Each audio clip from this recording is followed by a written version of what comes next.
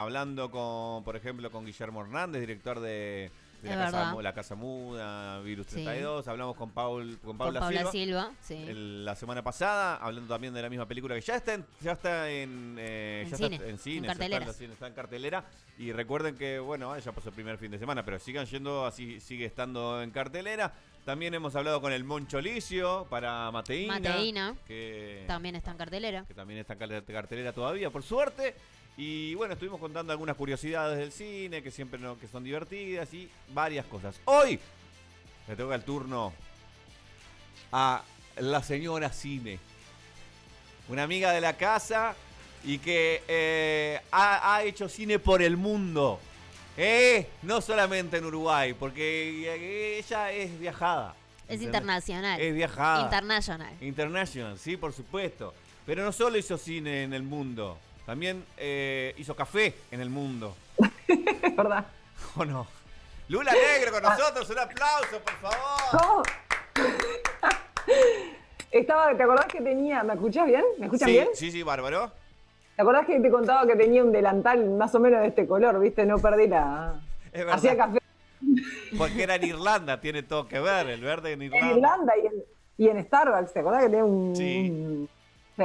Es verdad. Ahora ya no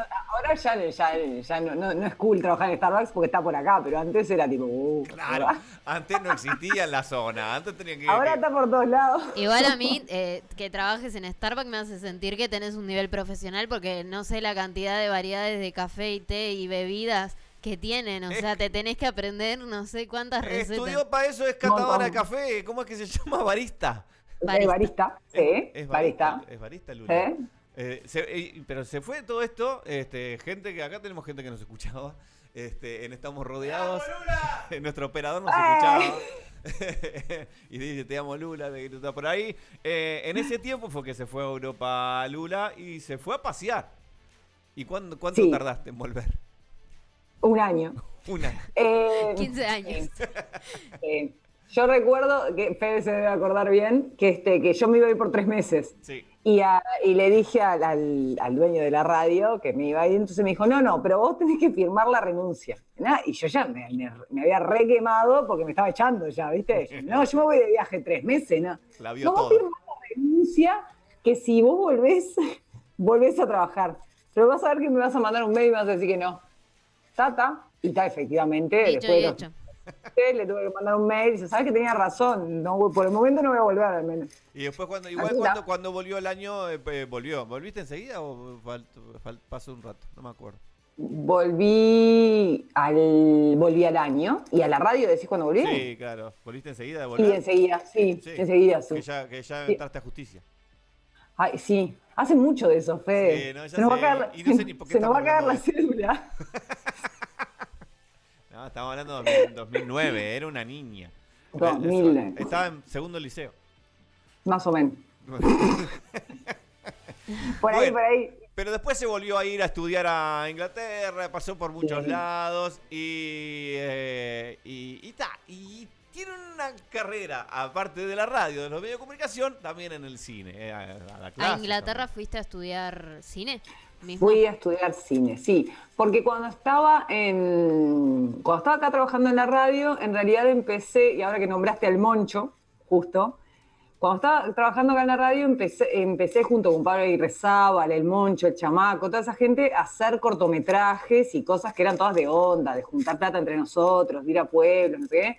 Y me empecé a colgar mucho con el cine. Y era todo muy, muy experimental. Capaz que el Moncho, él hasta incluso lo dijo, ¿viste? Era como todo medio que entre que actuabas, no sé, salías en una parte, se conseguían cosas, ¿viste? Una vez era jefa de producción, otra vez era directora de arte, era como todo muy experimental.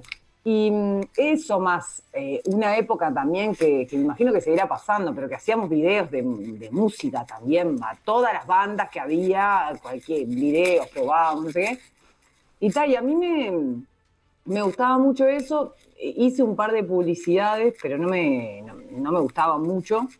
Y en un momento decidí que tenía ganas de dedicarme a algo de eso y apliqué a una beca para ir a estudiar en el exterior, sí. Ahí va, eso te iba a preguntar, si habías pagado No. Porque es media cara la educación allá. Es carísima. Es inaccesible en realidad. ¿Y la beca Sí. qué te daba, digamos, para vivir, Porque para comer? Sí, porque era así, yo lo que quería era estudiar, yo hacía producción acá, y hacía producción también en cine, no sé qué, o en televisión, y yo lo que quería era ir a aprender como una cosa que acá, ahora supongo que hay muchos más cursos y eso, pero era como la producción ejecutiva, que era, nada, saber cómo se hacía para hacer que un proyecto fuera posible, ¿no? Porque acá como que venía, la publicidad venían, yo qué sé, venían no sé, de otros países, se instalaban, hacían tremendos rodajes. Y yo decía, ¿por qué no pasa eso mismo con el cine? O con las series, o no sé. ¿Por qué vienen a hacer publicidad? Dejan un montón de plata, trabaja un montón de gente, horas y horas, y no pasaba lo mismo con el audiovisual. Venían una vez cada tanto, yo qué sé, cuando estuvo, ¿se acuerdan cuando hicieron ensayos sobre Sobre la Blindness? ceguera, sí, La claro. Ciudad Vieja, sí, pero era como eso y después quedaba en la nada. Y entonces yo quería estudiar algo de eso, que sabía que era mucho más, es como un poco más vinculado con los negocios en realidad, también, ¿no? Claro. Y apliqué una beca, que yo apliqué a 2 becas, quedé en una sola. Una es la Fulbright, la que mucha gente conoce, que es para ir a estudiar en Estados Unidos, que no Hollywood. quedé, a Hollywood, sí. Y después me presenté a una beca que se llama Chevening, que es una beca que dan los ingleses a gente en diferentes áreas. Y ellos básicamente lo que quieren, por decirlo de alguna manera, es que vos le justifiques qué te pueden brindar ellos para que vos después traigas a tu país como una enseñanza nueva, por decirlo así. Al menos eso fue como lo que yo sentí todo el tiempo que querían. Y vos estás como un año en un proceso de muchas entrevistas, aplicaciones a diferentes universidades, y después te escriben de las universidades. Y vas como pasando etapas. Pasando etapas, pero el proceso lleva como un año. Pero son como exámenes que tenés que, digamos, que tenés que estudiar y No. plantearles. ¿Cómo es? No, en realidad acá estoy tratando de acordarme sobre la marcha. Primero aplicas, entonces después te empiezan te empiezan a llamar y tenés entrevistas. Yo tuve varias entrevistas en la embajada. ¿Pero qué te valoran? ¿El conocimiento o Tenés otro? tenés que tener cierto nivel académico, o sea, de haber hecho. Esto era para hacer una maestría. Entonces que la carrera Claro. tenía que tener cierto nivel académico y después un cierto nivel de inglés, que tenés que dar un examen específico para eso. Claro. Y después en realidad son todas entrevistas, que ellos van como tratando como de que vos les digas por qué te la tienen que dar a vos y no se la tienen que dar a otro, porque es como, son un montón de áreas, vos te podés presentar por cualquier área. Y y a veces hay algunas que a nosotros nos parece que son mucho más difíciles, como ahí va, como las cosas artísticas y eso, pero a veces le dan becas. Y yo también ligué en un momento en el que dieron bastantes becas. Hay años que dan 3 becas. Ese año que nosotros fuimos 30. Pero Era un montón esas de becas gente. esas 3 becas se la daban a Uruguay o en el mundo, digamos. Sí. A Uruguay. Ellos dan becas por todo el mundo en diferentes países. Y tiene un cupo para Pero cada dan país. un montón. Tiene un cupo para cada país. Sí. Entonces son una Entonces, banda de becas igual las va- que dan. va variando de año a año. Por ejemplo, en el año que nos fuimos nosotros fue el que nos fuimos más, que nos fuimos como 30. Ah, Que era una locura, era un montón. Pero ponerle que al año siguiente se fueron 10. Ah, está. Y después se fueron 5. claro. Y va variando. Yo supongo que tiene que ver con los fondos disponibles y con eso. ¿Y allá Y- cómo era la dinámica? Vos tenías Pará. Sí, decís. Entonces, no, después de que vos pasabas acá, las etapas ellos te decían, vos tenías que dar 3 universidades a donde vos querías ir. Y entonces vos tenías que aplicar a las 3. Entonces después te devolvían los de las 3 quién te aceptaba. Entonces iban por orden. La primera era la primera etapa. La primera, a mí, creo que nunca me dieron bola. Me aceptaron de la segunda. Entonces, después que te aceptan de la segunda, ellos te empiezan a hacer prueba a vos, a ver si ellos te empiezan a entrevistar, a ver si ellos te quieren a vos ahí Claro, también. claro. Son un montón de entrevistas. Y ahí sí que vos me preguntabas exámenes, pero yo qué sé, yo tuve que preparar como no sé, no me acuerdo, poner, si hay una crítica de una película o una, no sé, como varias cosas y ta. Y después ya, pero lo que sí es eso, ellos te dan, te pagan toda la maestría, que es casi un año y medio, y después te depositan por mes un sueldo. Claro. Y vos con eso tenés que es un sueldo Vos te mínimo, manejás. pero Que te sobrevivir. tenés que manejar. ¿Y vos alquilabas también o hay cosas estudiantiles como hay en algunas universidades de Argentina, de Tipo Estados Unidos? internado. Hay de todo. El tema tiene mucho que ver con a dónde vas y a dónde vas y dónde está tu universidad. Porque, por ejemplo, la mía era en Londres y en un barrio caro de Londres. Justo que esas cosas te caes después, ¿no? Claro. Vos llegaste ahí, quedaste ahí y resultó que era en la parte oeste de Londres, que es caro. Entonces, había residencias estudiantiles por ahí cerca, pero ¿Era eran cerca de más Soho? caros que el... No tengo ni idea. No, Porque, no. porque Más para la izquierda. por la película, por las Night Soho, que también va a estudiar. No, ¿sabes dónde sí puede? La universidad era en los estudios Ealing, que son los estudios de cine, famosos, viejos, y está para el oeste de Londres, en un barrio que se llama Ealing, justamente, Ealing, Claro, claro. ¿no? Y entonces ahí resultó que cuando yo llegué, la zona era todo caro. Entonces todo para alquilar era muy caro. Y en Londres es como imposible que vos tengas un apartamento, ¿no? Claro. No. La residencia podía ser un cuarto en una residencia estudiantil, que había una cerca por ahí, pero era carísima. Yo terminé alquilando un cuarto dentro de la casa de otra persona. Ahí va. Compartís la casa, pero lo tuyo, tu territorio es el cuarto. Y es como la Sí. película, te digo.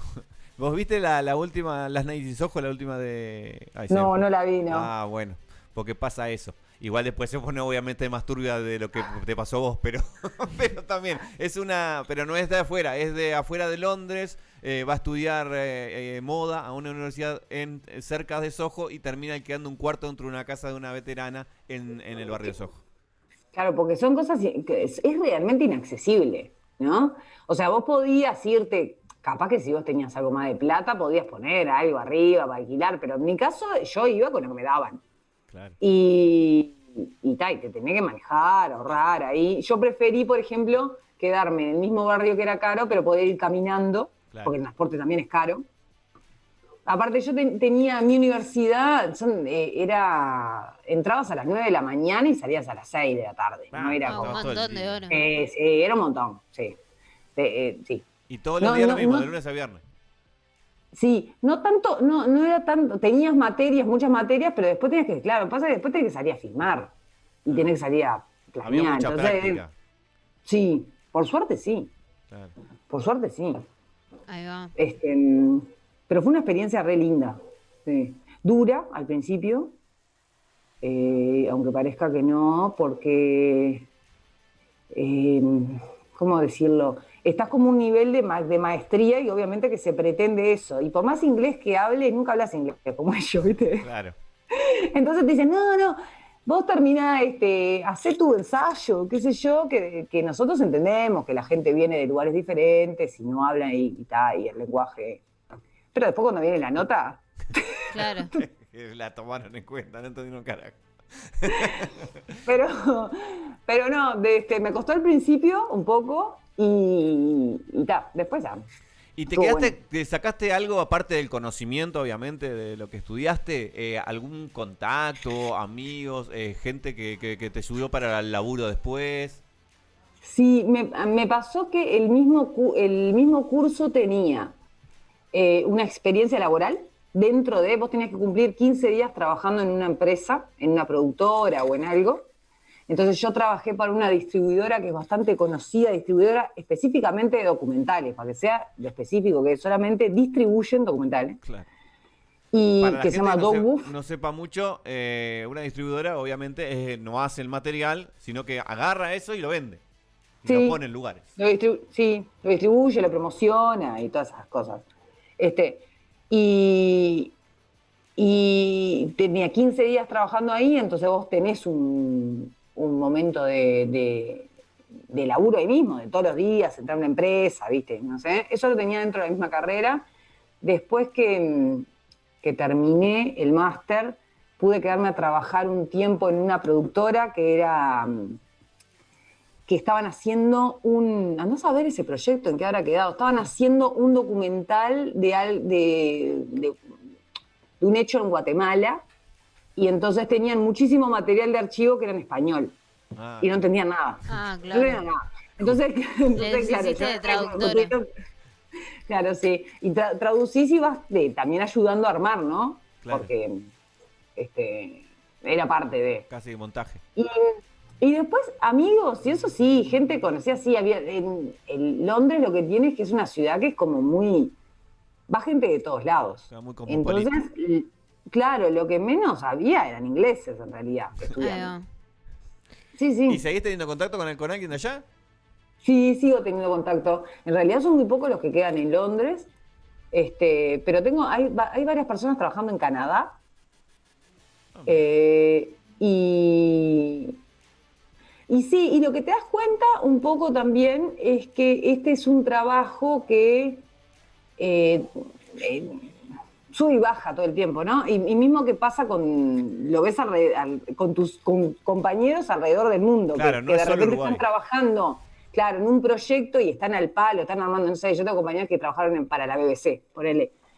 Proyectos viste, un documental o una cosa, no sé, y después se termina el proyecto y viene como quedas en la nada.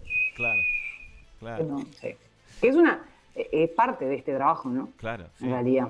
Y con esta experiencia de estudiar allá y conocer esta gente que trabaja en todas partes del mundo, a la hora del hacer cine en particular, capaz que no tanto publicidad o televisión, pero cine, las diferencias con Uruguay se sienten mucho, ¿no?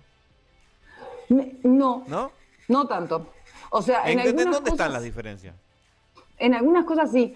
Mira, yo no trabajé específicamente en una película allá, ¿no? O sea, no estuve como en un set de filmación. Acá es un país que está como muy avanzado con respecto a un montón de cosas. Primero porque tiene un montón de técnicos que trabajan muy bien, que se formaron bien, mucha gente que se formó también, porque en un momento vino mucha publicidad y viene mucha gente de afuera también, y uno chupa rueda de todo eso, claro. cada vez que vienen. Gente que sabe hablar inglés, que saben hablar portugués, que con todo se maneja, ¿no? Y acá está Musiteli, por ejemplo, y otros lugares donde alquiler de equipamiento que en realidad son, comparados en la región, son muy buenos. Claro, tienen... O sea, que hay acceso. Sí, porque lo último. incluso, sí, o si no tuvieran lo último, lo consiguen. Claro. Entonces, en eso nunca había problemas ni nada. Y con el mundo de la pandemia ahora, yo con Fede ya lo he hablado, pero y creo que mucha gente lo sabe también. Acá pasó algo extrañísimo, que es que la gente que trabajaba en audiovisual vino la pandemia y se hasta acá de trabajo. Claro, al contrario de todo todo el trabajo todo el trabajo que le faltaba al resto de la gente estaba todo en el audiovisual. Claro.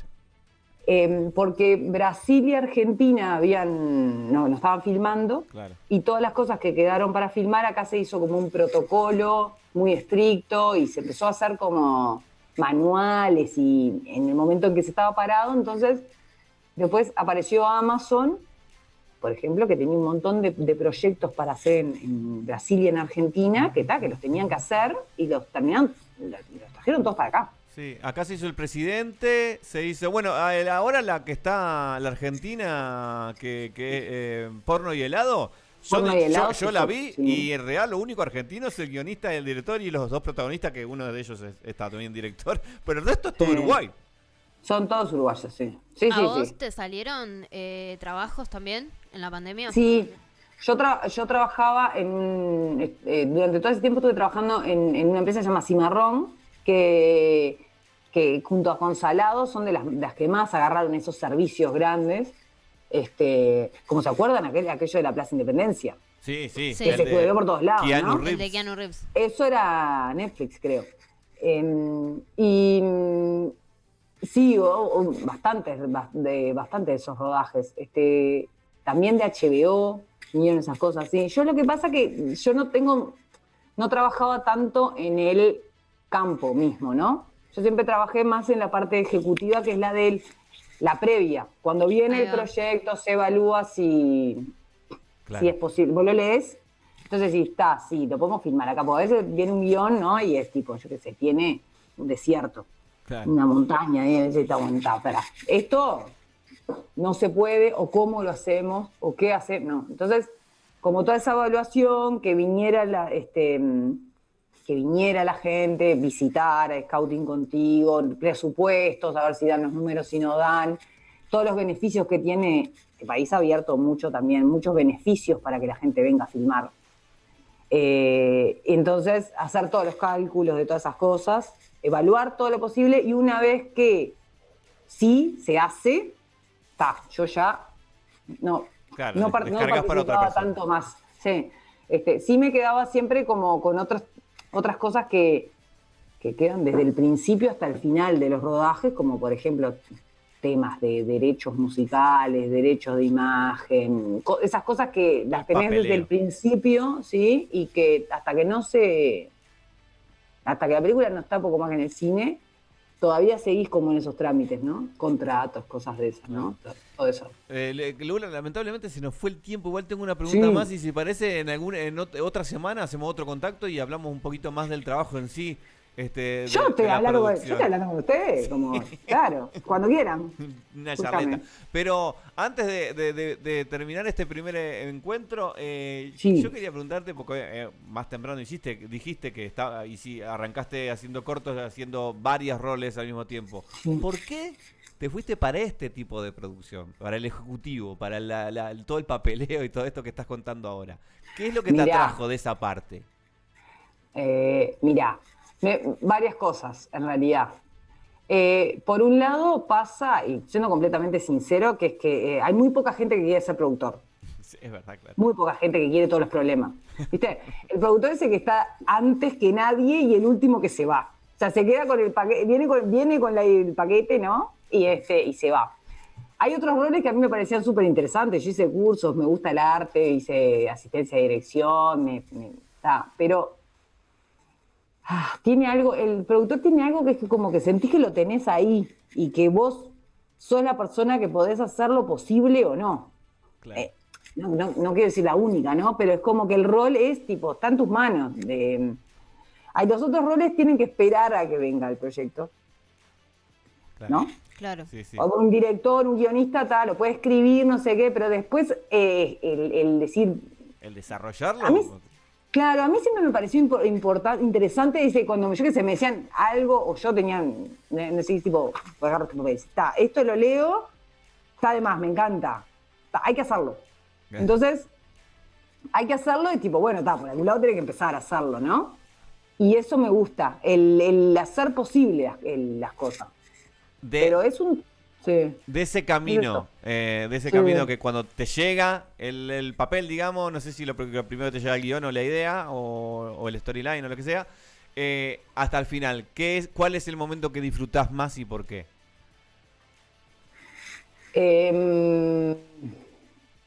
Yo creo que el momento que más lo disfrutás es al menos a mí se me pasó, la previa al rodaje. Que mucha gente lo odia, pero yo creo que no. La preproducción, que es cuando vos ya tenés todo para filmar, o sea, se hace, ¿viste? Ya Sí. está, se hace, tiene una fecha, y entre esa fecha que vos le decís, bueno, arrancamos a prepararlo de verdad, hasta el rodaje, para mí está de más, esa parte. Esa parte, mirá. Porque después cuando Cuando viene el planeás, rodaje, digamos, ¿no? Cuando planeás, haces plan de Pero rodaje y todo eso. pero cuando planeás sabiendo que ya está a pasarse. Claro. Porque cuando estás en el desarrollo y tenés que todavía buscar plata, empieza como eso de, y esto llegará a salir, esto saldrá, no se quedará trancado, el director no se aburrirá y no querrá dejar de escribir en la mitad del camino, ¿viste? Todas esas cosas, ¿no? Pero cuando ya está y vos decís, se filma yo qué sé, no sé, el 30 de abril se filma, ¿entendés? Claro. Va, el 1 de mayo arrancamos a filmar. Claro. Toda la previa antes es trabajando para que todo esté pronto, estén las locaciones, estén las no sé qué, esté todo salga lo mejor posible. Y después al productor lo que le pasa, o al menos a mí me pasa, es que cuando empieza el rodaje, vos ya todo mirás de afuera. Porque está la cámara, el director de fotografía, el director de arte. Pero no tenés que tapar agujeros también igual. Tenés que tapar agujeros, pero no es tapar de linda. Es más leve también. Porque después ya estás ahí como, esperando los problemas. Claro. Es más leve, pero más estrés también. Sí, o sea, te estresás, pero a comparación de tener que hacer todas las cosas de antes, ahí laburás un montón. Sí, eso sí, pero es la parte que, la pregunta era, ¿cuál era la parte que disfrutabas más? Entonces, el rodaje está bueno, pero es como que, no sé, vos a veces estás en la cámara, y más con el COVID, ¿no? Con el COVID era como, allá, están filmando allá, no te dejaban ni acercarte, me con el tapabocas hasta acá, y sopado todo el mundo. Es como que, ¿dónde está el rodaje? No sé quién está filmando qué, ¿viste? No sé es como si está pasando algo. Ver un partido de fútbol y estás en el último anillo, más o menos. Claro, porque vos podés estar mirando ahí porque estuviste en todo el proceso, pero no estás moviendo la cámara, ni estás haciendo foco, no estás haciendo nada útil en el momento. Claro. Pero después estás ahí como al aguante de que alguien te diga, ¿sabés lo que pasó? Y yo decía, ¿qué pasó? En otro encuentro vamos a hablar específicamente de alguna de las películas que has participado en los últimos años y vamos a hablar también de esas cositas que te tocaron hacer, esos agujeros que te tocaron tapar o también todo ese momento que vos disfrutás más también de la preparación. Pero ahora lamentablemente. Y para cerrar, algo que le quieras decir a las personas que se están iniciando en el audiovisual.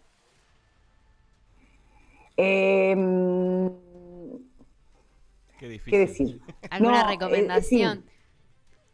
No, la recomendación siempre es la misma. La recomendación es siempre la misma, que es que si vos querés trabajar en audiovisual, tenés que hacer vos por meterte en el mundo. Nadie te va a venir a buscar. No hay LinkedIn para el audiovisual, no hay Gallito Luis. No sé si sigue existiendo Gallito Luis. Sí, creo pero sí. No se busca trabajo, no te cae el trabajo en audiovisual. Tenés que salir a buscarlo. Entonces, primero tenés que salir a filmar con tus amigos, boludear, no cobrar un mango, ganarte medio como la radio, medio como los medios. Tenés que salir, hacerlo vos, no sé qué, y vincularte con la gente y demostrar que vas para adelante y todas esas cosas. Eso. Siempre, para mí es eso. Ninguno de estos trabajos, nadie te golpea la puerta y te dice, acá hay vos que estudiaste comunicación o que estudiaste, no sé, arte, vení acá y exponé nadie te viene a buscar. Entonces, en eso, yo creo que el mayor consejo es que siempre tenés que salir vos a buscar la oportunidad. Y porque salen, sí. Está buenísimo. Uno de afuera piensa que hay pocas cosas y después viene enterando de esta cosa, de que viene mucha gente a filmar acá, de que quizás no vemos muchos productos, o ahora sí está saliendo justamente este año más películas, pero hay una cantidad de productos audiovisuales que no se ven y se hacen acá. Y además, siempre se necesitan los roles que uno tiene que hacer al arranque, que todos los tenemos que hacer, porque nadie puede ser director de fotografía de una, ¿viste? Ni nadie puede ser jefe de producción de una. Primero te toca ser runner, te toca ir atrás de correr, llevar paquetes, regalo, andar, ¿viste? Claro. Primero te toca hacer la del chepibe, y ahí es como va subiendo de escaloncito, ¿no? Pero nadie va a ir un rol alto sin saber cómo un rodaje se mueve, por ejemplo, y la gente, y son 12 horas, tenés que saber convivir, aguantar, todo eso. Estoy todo prometiendo, estoy con promesa, pero también vamos a hablar, ahora que vos dijiste y me cayó que no lo habíamos hablado, también en la próxima podemos hablar un poquito de rol. De los roles también dentro del cine, y no solo los roles profesionales, sino también el rol de género. Sí. Porque yo siento también de afuera, vos me dirás lo contrario, que el trabajo de producción está como bastante feminizado, no así todo el resto.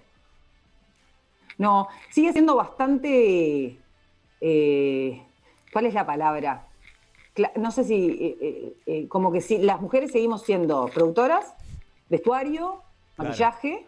Claro, eso. Y esa es la mayoría, arte, y arte, ¿no? Hay directoras de fotografía y hay cámara, hay mujeres que son muy buenas haciéndolo, pero sí son las menos. Claro. Está bueno, vamos a ahondar un poquito más en la próxima. ¿Te parece, Lola? De más, cuando quieran. Muchísimas muchas gracias por gracias. este rato. Gracias Beso a ustedes. grande. Nos vemos pronto. Nos vemos pronto.